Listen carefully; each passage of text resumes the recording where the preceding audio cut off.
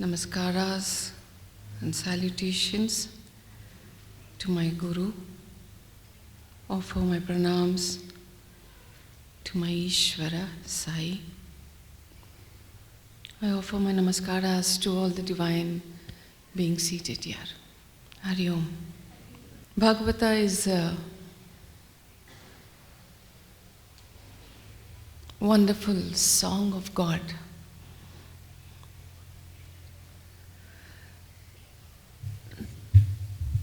Just like the Gita, which inspires you or prompts you to think a little out of the box, it also teaches you how to adapt a few principles into your life. The Gita is also a source of energy when you have many questions. You need some answers.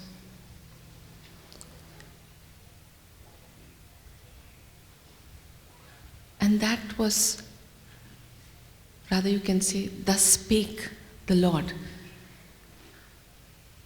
So those are the words of Krishna before he left his earthly body. So when he was in the last space or time of his existence on this earth, Uddhava goes to Krishna and tells, how can we live without you? Where will we find you? Where will you reside, Krishna? What is that one tangible source of the blue God, the living being that you are? How do I connect? How do the people, after you leave, connect to you? So that's when Krishna closed his eyes and he said, I shall be in every word, in every page of Srimad Bhagwatam. The blue-eyed God will forever reside in that book. All that you have to do is, whenever you are afraid, anxious, in despair, hold that book to you. Think of me, and I shall be with you. Saying thus, Krishna seeped through the pages of the Bhagavata. That is why it was also told by Brahma, Gokarna, and another two of them. So much of importance was given when there was the rise of evil. When there was peace that was required, the Bhagwatam was recited. It is an 18,000 verse saga or a flowing river. That's why it's called as the Bhagavata Pravaha. In this, a lot of other bits, like how creation started, how man evolved, about Prakriti, about the Panchabhutas, the galaxies, every single thing about the Purusha, about the Brahman, the ultimate source of life, for everything is being given in detail in this. If you get the right book by the right author, there's a lot that you can learn from this. And apart from that, a lot of all the little bits of ancient history is embedded. How Swayambhu Manu populated this earth, how we, the descendants of Swayambhu Manu, are here of what started there at that time. So this is all that happened at that particular time. The part that we are in the Bhagavatam right now is the part wherein it's before most of us. The human population had not populated the earth so much. There were still gods moving around, Vimanas would be seen, gods would appear, yagnas were done. So it was in that particular era. or age. So that is where we are still in now. So now let's come to the part where Dhruva, at the age of 5, is the only enlightened descendant of Swayambhu Manu who had the vision of the Lord. He had the vision of the blue God, and he was so blessed. Vishnu was so enamored by this little child of 5 years that he said, I'll make you as the pole star, the northern pole star, above the Saptarishis.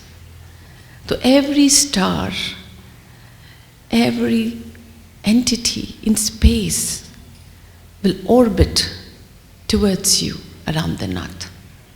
So every time it is said, when they orbit and when they come closer, passing by the north star pole, every celestial being offers their namaskaras to Dhruva and go, because he was the most blessed child, the most loved one by Narayana.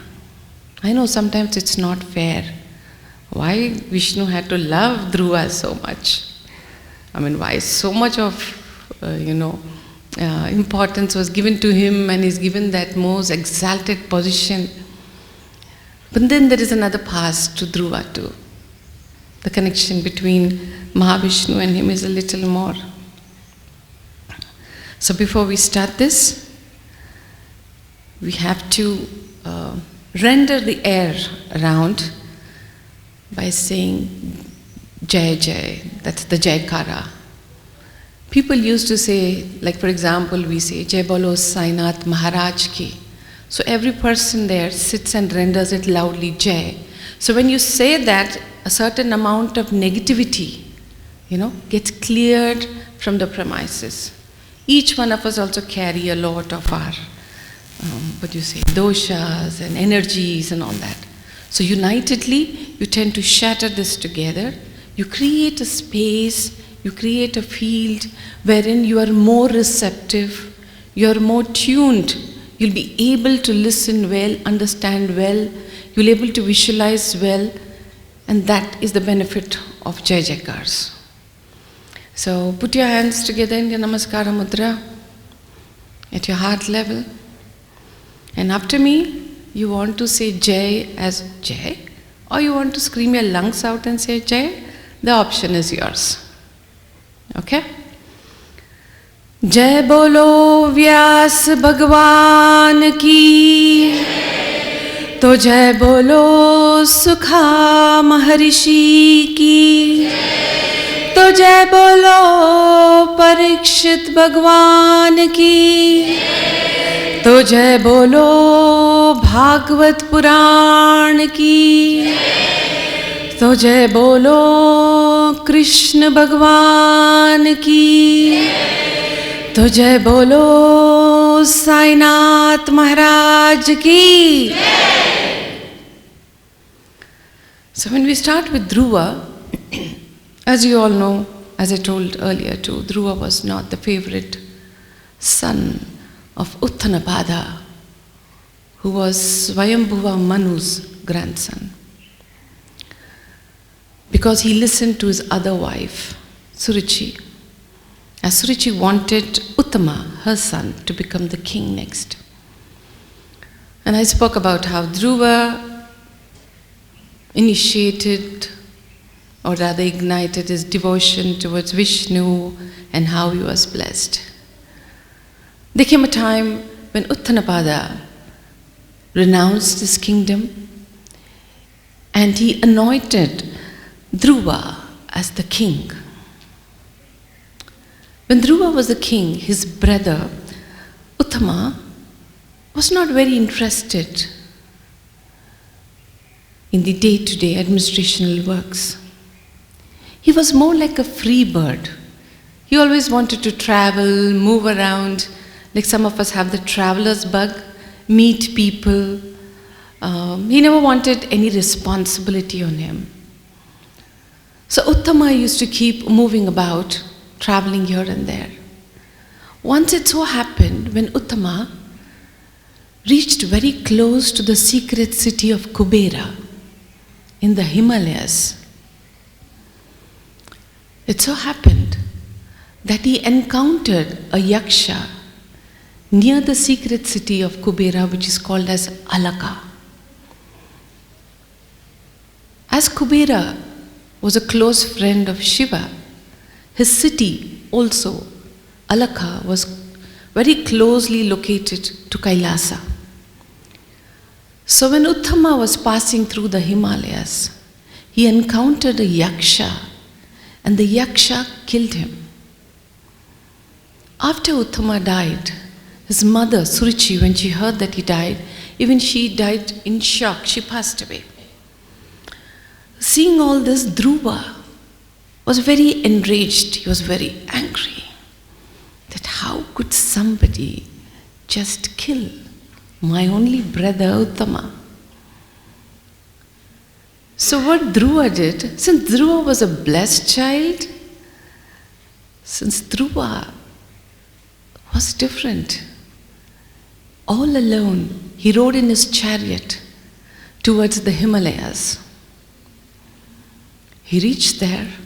He stood outside the palace gates of the secret city which is called as Alaka, the city of Kubera. He took out his conch, the sea conch, placed it over his lips, and he rendered an awful sound of war. When the sound of the conch reached inside the legions of yakshas and pishashas and unearthly beings living in Alaka, they were all a little alarmed, because the sound of war, inviting for war, was so deep and intense that it actually sent shivers down. And all the more they were a little trembling in their place, because when they peeped out from their city, they saw that it was just this one man in a chariot invoking them for a fight. So that's when the gates flung open, the yakshas and pishashas, about, it is said, 130,000 in numbers, spew out from the city, charging towards Dhruva. Since Dhruva was blessed, all that he had to do is take 3 bows, 3 arrows, 1 bow, and just release it on them. Almost all of them died. And then afterwards, another legion of all these different unearthly beings raced towards him. The next lot, when they raced towards him, they came in hordes. So they ambushed the one person, Dhruva, which was in the chariot, they ambushed him all around. The amount of, what do you say, it's not exactly dust, the amount of the missiles and the clang of the clubs and maces and swords and all was so much that it rendered the air and made it so dark that even the sun was hidden behind for some time. All that everybody could see was darkness. From above the skies, the Deva Rishis and the Rishis, all of them started praying to Vishnu. They said, Vishnu, he's your Bhakta. He's your little Dhruva, the Dhruva whom you said you're going to make him as the North Pole star, the more exalted position that you're given. They also speak about how Vishnu said that you will be forever with me. So they said, he cannot die. He is the great-grandson of Manu, Swayambhuva. The race will be destroyed. And they start praying from top. And all that you could hear is in a few moments, Dhruva single-handedly annihilates all of them, and with one twang of his bow shoots out in his chariot like a golden sun. He just emerges out, And that's when loads of unearthly petals, shower petals are being cascaded of him, because all the devas on top also are like, Dhruva is safe. The intention to create Manu, the rest of the progeny, all this gets annihilated if Dhruva is no more. So Dhruva is safe. So they all say, Jai Jai, Jai Jai, he's alive, he's safe. And then another horde, a legion of all these Rakshasas and these, some of us call them as the Yeti, those huge beings which look neither like a bear or a human, they were tall and all. Another horde of them come out. By then, Dhruva is in a massacre spree. He does not even know how many he's killing. He's just killing and killing. He starts just shivering with that rage and anger, and he goes forward to kill them. At that same time, Swayambhu Manu, who keeps flitting around on all the corners of the earth in his Vimana, in his chariot, comes there. And he calls out to Dhruva, and he tells Dhruva, my son, what are you doing? You're wiping out an entire race of Kubera. He's so deeply associated with Shiva. You'll have the wrath of Shiva on you. Just because your one brother died, you are wiping out an entire race in anger? What have you done, my son? Think about it. There was no mistake of the Yaksha that Uttama died. Uttama had to die. He was just there at the right moment. The Yaksha was there and it was done. He had to die, he died. Why are you killing so many? Look around you, Dhruva. Look at these snow-capped mountains. It's full red, crimson in color with the blood. Hear the piteous screams of all those who are still alive and waiting to die. He says, what have you done, son? He says, stop. Go back to the time when you were as a child, where only Narayana lived in your heart, where there was only compassion and love in you. Go back to that time, he says. The minute Dhruva hears Swayambhu Mani talking to him like this, a sense of remorse and shock cascades all over him. He's so shocked. For that moment he realizes, what have I done?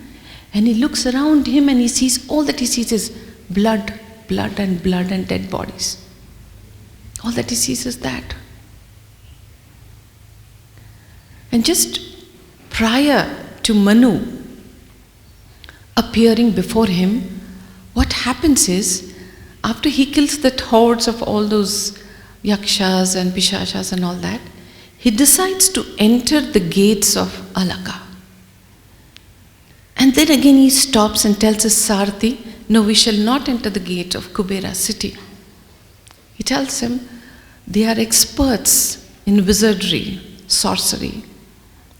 In simple words, they create magical apparitions. The minute he says that, an avalanche of snow starts erupting like a big mountain, and it starts raining all maces and swords and spears at Dhruva.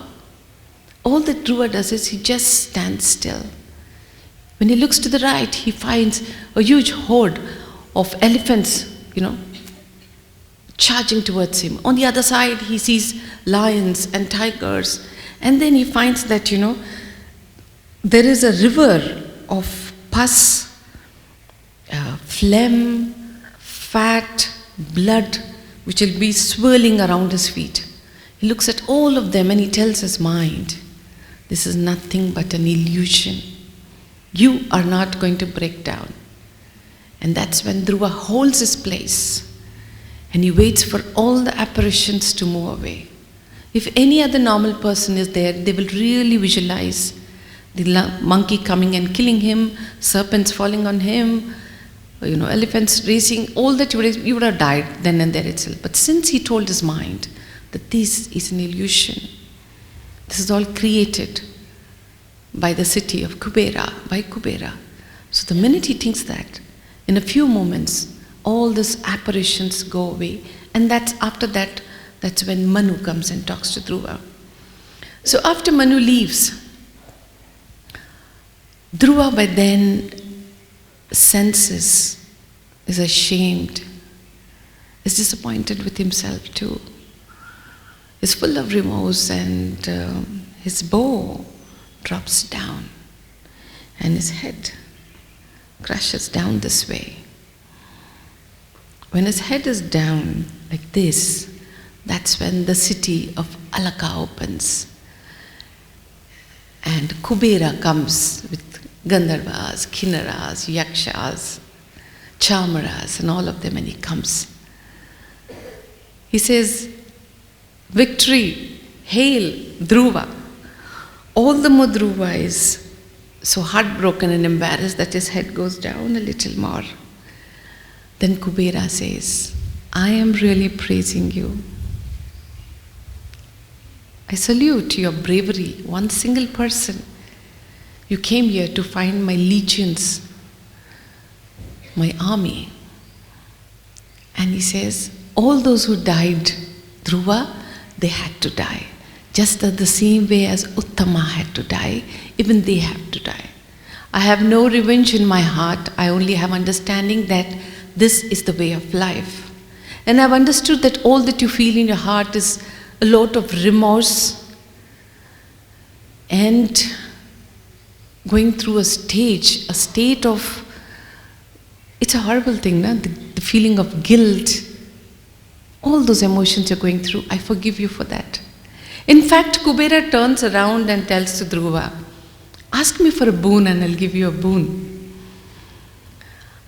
That's when Dhruva lifts his head and he wonders whether, he's mocking at him or what. Kubera is just short and round, he's just standing and smiling and says, "No, whatever you want, you ask." That's when Dhruva falls on his feet and he tells him, "Just to bless me, that hatred and revenge don't take its place in my heart, and Vishnu will always be there. Narayana, the blue-eyed God, will always reside in me. That's all that the boon that I ask." So when this boon was given to Dhruva, after Dhruva left, he was a different young king. His perception, his mindset, everything changed. He started seeing Narayana everywhere. Everywhere he wanted justice, everywhere he wanted joy. We talk about the golden age, the silver age, the brass age, or the iron age, or whatever. But in Dhruva's time, you could not name it even as the platinum age. It was an age where there was just joy everywhere, righteousness. People were content. Every member of the kingdom was his family. So everybody were happy. Everybody were at peace. And this is how Dhruva ruled for 36,000 years. And when it was time for him to renounce, he appointed his son next in heir.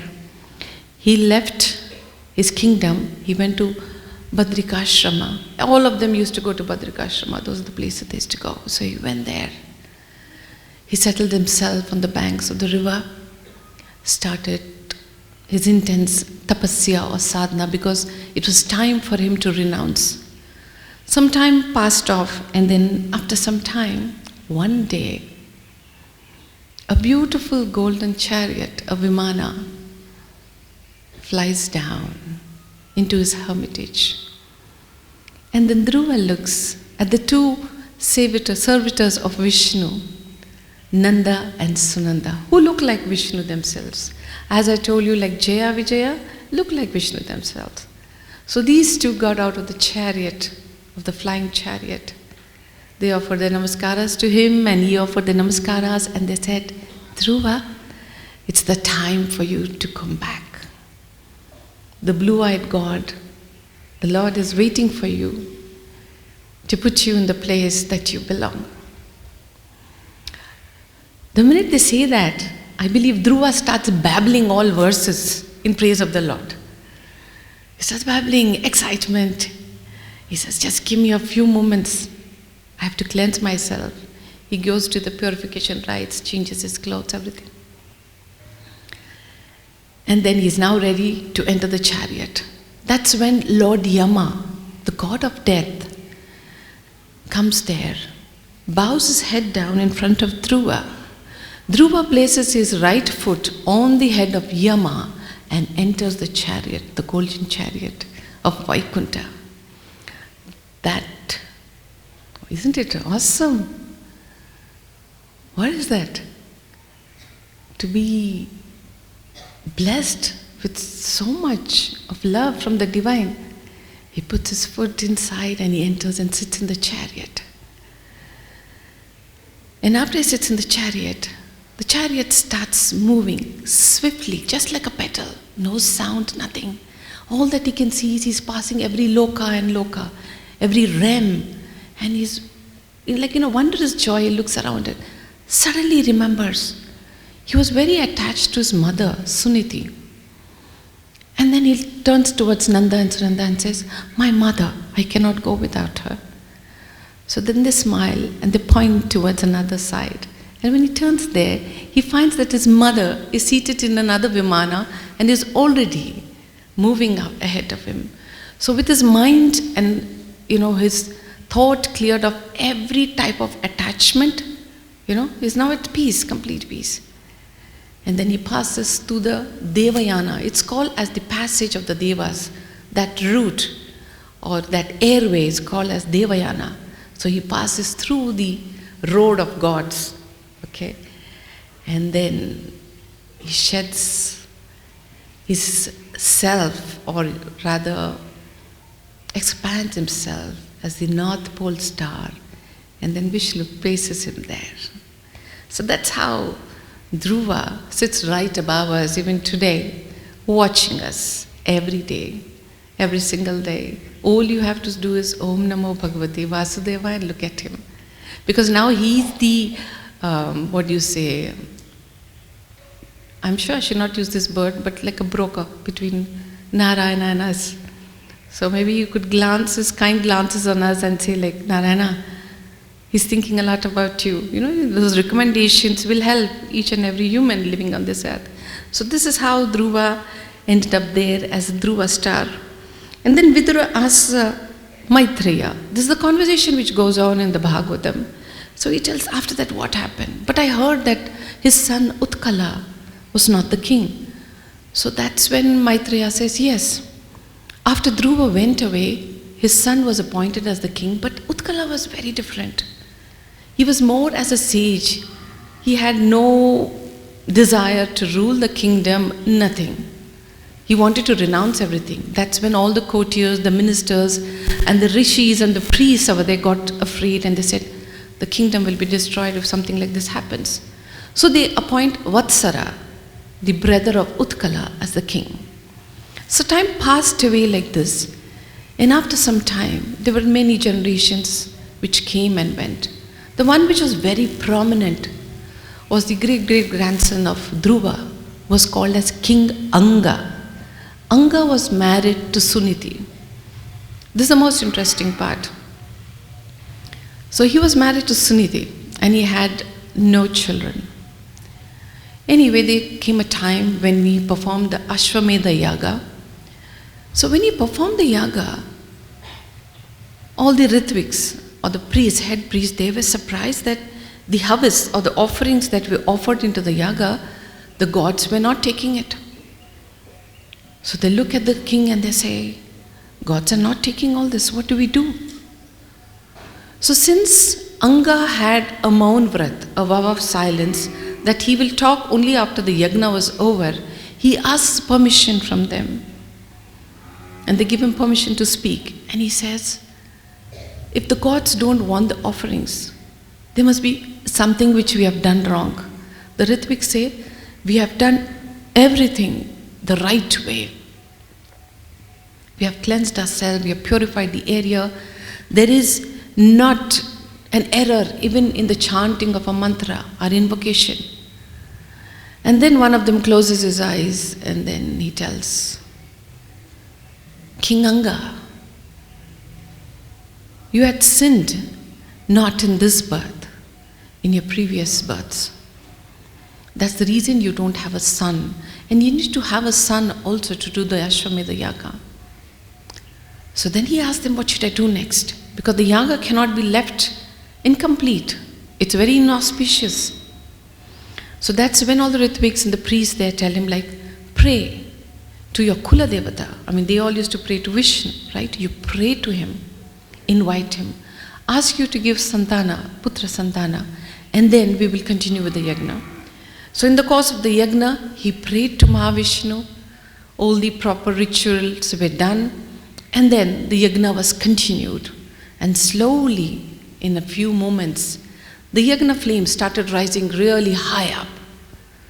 The Ritviks were chanting vigorously. Anga was seated in his place, just invoking the divine, asking for forgiveness for all the sins that he has done. And in some time, a beautiful ethereal being emerged out from the flames, catching a chalice, means a pot of nectar. And that was a silvery payasam which he had in his hand. And he offered it through the flames to Anga. So Anga turned and looked at the Ritviks and the Rishi seated there, because he had to ask permission whether he can take or no. When they all nodded his head, so he went forward and took that, and he gave it to his wife, Suniti. After that, the yagna continued. The gods came down, took all the offerings, blessed him, and they went. This payasam which was given to Suniti, she had it. And after a few months, she was pregnant. But Suniti, from the time she was pregnant, she felt something evil in her. She felt something dark in her. She was not very comfortable. She always went on remembering her childhood. She was a girl who was a little wicked, in the sense like would hurt people when she was small. So whenever she used to go out when she was in her father's place, she used to disturb a young rishi when he was meditating. And sometimes she enjoyed just hitting him when he was in deep meditation. And this happened twice and thrice, and then one fine day that young rishi cursed her. May you have a son which torments you the way you have tormented me today. So that keeps haunting her, and she keeps wondering, I hope what that young sage cursed me does not happen true. Suniti gives birth. The time comes and she gives birth. And then when she gives birth, a child is born to Anga, and Anga is so happy. Suniti is not, but Anga is very happy. She knows something wrong is going to happen. So they call this child as Vena. This is a very historic part in the whole Bhagwatam, because a certain science which is still adopted today, which is called as cloning, has some of its roots here. So Vena was born, and Vena was born, Anga rejoiced. There was joy everywhere, because after Anga there is another king to take place. So the kingdom is happy, earth was happy, gods were happy, everybody was happy. He was born. But then Vena started showing his true colors by the time he was 10 years old. When he was 10 years, when he used to go into the forest, he enjoyed brutally killing animals, small animals first. He loved to chase them, and chase them. Even though he used to get opportunities to kill, he would not kill. He loved the chase, and then he used to kill. And when he started growing a little more, he started killing bigger animals. There was no need for him to kill so many, but he just used to massacre them. And then slowly, this temperament changed into killing young children. The servants in the palace, young children, he used to brutally murder them, give them a lot of pain and not kill them. So this started spreading everywhere. And Anga was aghast. He was like, what sort of evil is my son? He started speaking to him. He started speaking about dharma. He started locking him up for days. Asked his priests and, teachers to talk about why we need to pray to Narayana and why it is bad to kill. He tried his best. But then by the time he was 16, he was beyond control. People were afraid of Vena. Vena would just torment, kill. So one night, Anga, with a heavy heart, feeling ashamed that this is my son and I am the great grandson of Dhruva and this is the progeny that I'm leaving for this earth. So he gets up in the middle of the night and leaves away his kingdom and goes away. The next morning, all the ministers, the priests, the rishis, everybody assemble because now they come to know that King Anga is left for good. They have no option. They don't want to anoint or appoint Vena as the king, but by force they appoint him as the king. By force they appoint him as the king. And after they appoint him, they tell him all the good things that he should do. They tell him this is how he should run the kingdom. Every subject looks for shelter, for protection, for everything. Vena just shakes his head. He's just waiting for his time. And the minute that is done, he's anointed. He starts on his own macabre spree, different laws, different policies. For anything he'll say, kill him, shoot him, or whatever it is. That was something which he adopted. There's so much of mayhem in his country. Seeing all this, all the other priests, the rishis and the sages, including Bhrigu talks to them, tells them, go and talk to Vena. He's our protector. He's the protector of even the brahmanas, the sages, and this is not something which you should do. So all these priests go to Vena's court and they ask for audience with him. So what Vena does is he asks them to wait outside for 1 hour. They're still very patient because they know he's evil, he's a demon, and he should be handled differently. So this huge group of rishis and brahmanas and priests and all of them, they wait. And then after 1 hour, he summons them inside the palace. When he summons them, he doesn't offer any, arghya or padya, anything, nothing. He just doesn't even say, fold his hands and welcome them. He's sitting in that ego and pride, on his chair, and he says, yes, why did you come? And that is so many of you, why did you come? So then they all say we have come to ask you to get some reforms in our kingdom. We want the changes to be happen. And so he listens to them talking and then he tells them, I will do all that if you stop worshipping Narayana and you start worshipping me. Vedas should be discarded. Yagnas should not be conducted. Everything should revolve around me. That is when all of them, they get into a rage. And then the elder over there says he's an evil person, he's a demon, and he should die now. So what they do is, all of them pick up a blade of grass and together they all intoned a deep and a humming hamkara. Okay? The word hum was, it resonated in such a way which was it was like an apocalypse coming now. So together they hum the word hamkara and they threw the blade of grass on him.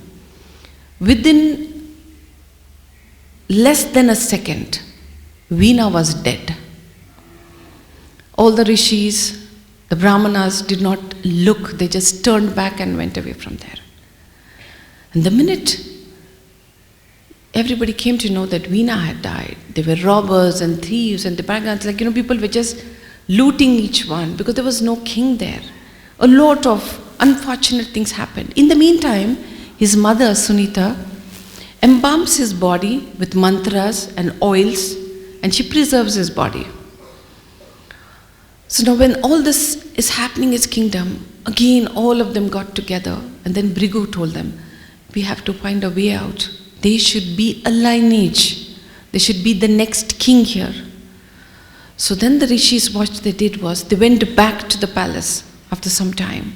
They asked all of them to leave the palace, all the women, the soldiers, everybody. They placed the body in an empty room. They started chanting some arcane mantras. And the mantras crescendo went up, they were really chanting. And then a few of them took some oils and they started kneading, his thigh. It's like, going on kneading it. They started kneading his thigh.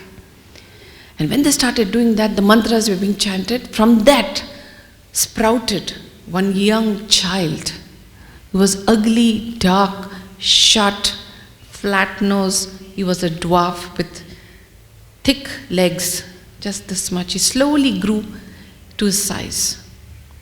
And then he bowed to all the brahmanas and the rishis and all of them there and said, "What am I supposed to do? What is your order for me?" They are so engrossed. They say, "Nisida," means sit down. So he sits down. So when he sits down, all the papa karma of Vena gets transferred into this person. This is a tribe. Okay? So this is a type of tribe, because after everything happens, he's asked to go and, live. So everything is absorbed into that. So once the Vena's body was clear of all this papa karma, when they started kneading the hands of Vena, okay, it was a lot of kneading, going on chanting and leading and all that, a beautiful luminous being sprung out from one hand, and then another one sprung out, a girl and a boy. And when they saw the boy, they found that he had the marks of the chakra on his palm, and he had shank on his foot. So that's when they realized that this golden child is an Amsa of Vishnu. And when they looked at her, she was an Amsa of Lakshmi. So joyfully, all the devas and the rishis and everybody, they were so glad that this will continue now. So they bided their time for them to grow. So this boy was named as Pritha or Prithu, and she was called as Arachis. So in the next time that we meet in the Bhagwatam session, you will understand why Bhumi, on which we all stay, is called as Prithvi. It is so linked with Prithu. Prithu was a wonderful king. There's so much about him. So why it was called, you'll understand this. So maybe we'll have a session again next time and we'll know a little more. So this is the Bhagavata Pravaha.